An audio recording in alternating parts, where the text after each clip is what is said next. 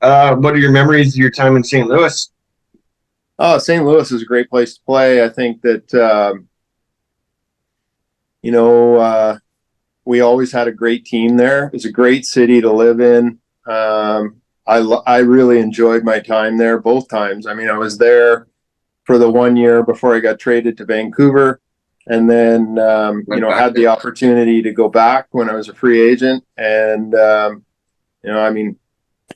Brett Hall, I got to play with him a lot, and we played together for pretty much the whole time he and I were on that team.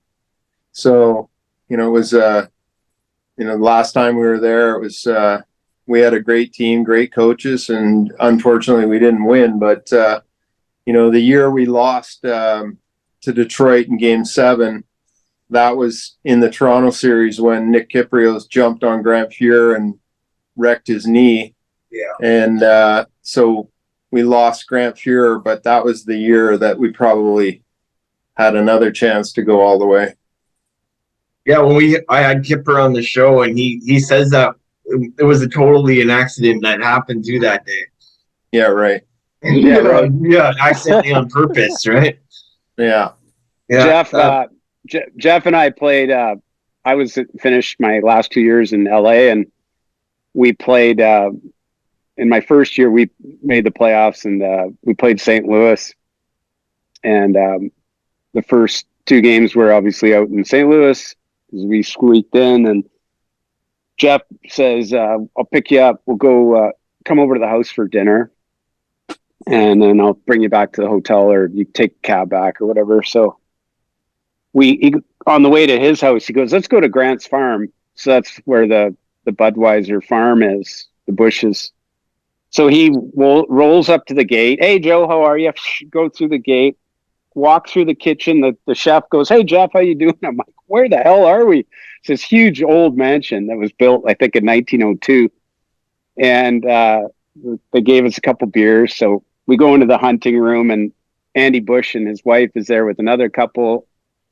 And we're sitting there having a couple beers, talking to them a little bit, but we're just catching up. And we have a couple more, like, and we got a game the next day, so we got to go. So we go home, we have dinner, and frickin' Geoff sets a record for most points in a game. And what did you have? 6 points or 7? 7 points. Yeah. And so Andy Bush is at the game. He's downstairs afterwards. He's like, "Holy, you got to get back to the farm again for next game." It was quite something. I mean, anyways, he had a great series. They beat us, and what did you guys beat us in? You beat us in 4 straight. So, yeah. And then I'm going to tell one more story, and Geoff can follow up. So, oh my God. Perfect. So we lose the first 2 games, and so Fisey was our starting goalie, and what's his name? Storr backup. Yeah, Jamie Storr was our backup. My wife is sitting beside Jamie Storr's fiance. We're winning the game 3-0 with about 8 minutes left, and Geoff freaking rolls over Jamie Storr. Yeah. And just sends him frickin' flying. Our trainer goes out and asks him, "Are you okay?" And of course, every athlete who gets knocked out says they're okay. They leave him in. St. Louis gets a 5-minute power play, and they make it 3-1, 3-2, and Ray Ferraro and Luc Robitaille telling Larry Robinson to call a timeout. And Larry goes, no, they're getting tired. And Ray Ferraro goes, "Yeah, from high-fiving each other." Boom. They tie it up 3-3. They win 5-3 in regulation. But before this all happened, my wife says to Jamie Storr's wife, "Hey, congratulations. Your fiance is about to get a shutout." Oh my God.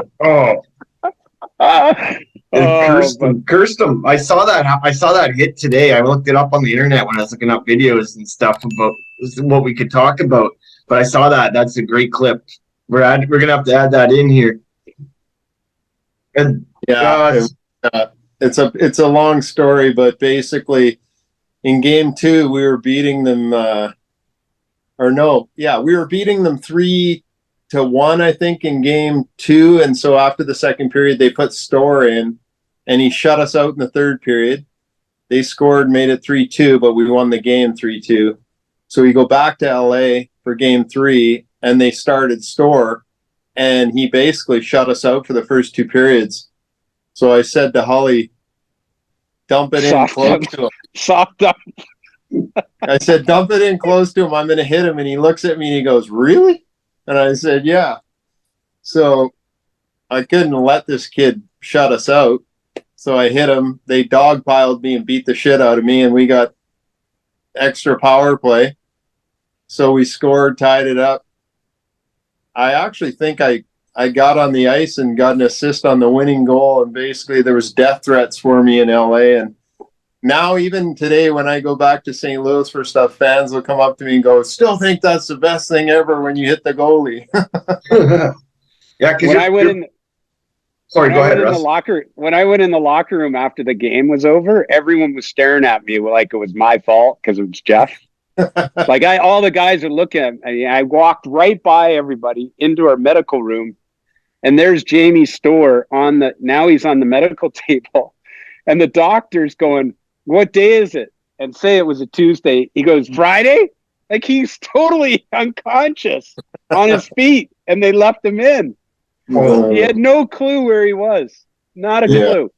Yeah, nowadays they wouldn't be doing that kind of thing at all. And I know I was going to ask Geoff about the concussions here coming shortly. I personally have had them through hockey, and I fell once in Mexico, too many pops.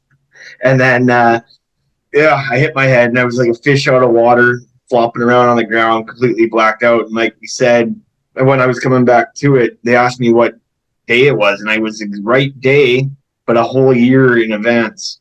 I was knocked a year. I was knocked a year into the future. You might as well talk about it now. Then, how did concussions affect your game, Geoff? Yeah, well, it ended my career. I had a lot of concussions throughout my career, and back in the day, they just gave us smelling salts after we got knocked out, and we would continue to play. And I had one bad one in Washington where I ended up in the hospital and played like 2 days later. And I think then finally it caught up to me in St. Louis. I got basically punched and knocked out, and then missed like 50 games that year, came back in the playoffs. Then I got hit again the following year, so I got forced to retire. But I think that, the concussion awareness now is much greater than it was back then. And, it's obviously post-concussion symptoms are pretty hard to live with. That's for sure. That's one thing I've noticed too, is it does take a toll on your body. I was off work for about 6 months just trying to deal with my head injury once. And I noticed little things like I forget to close the cupboard doors in the kitchen, or I leave the bathroom light on, or some little things like that I would never have done before. And it's ever since I hit my head. That's my excuse now. Yeah. Or get to flush the toilet or something along those lines.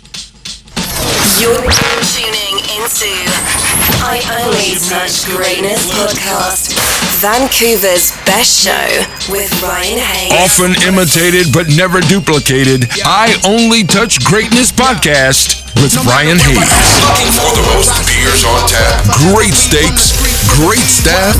Head over to the John B. The John B. Pub, the best bar in town. Say Hayes sent you. I will forever be from the street to the V, where I learn to stand tall on my own 2 feet. Vancouver, BC is a part of me. I'm from Van City, grew up in Vancouver. Way back when we was taking taxis, not Ubers. We was being young, living life to the fullest, doing dumb things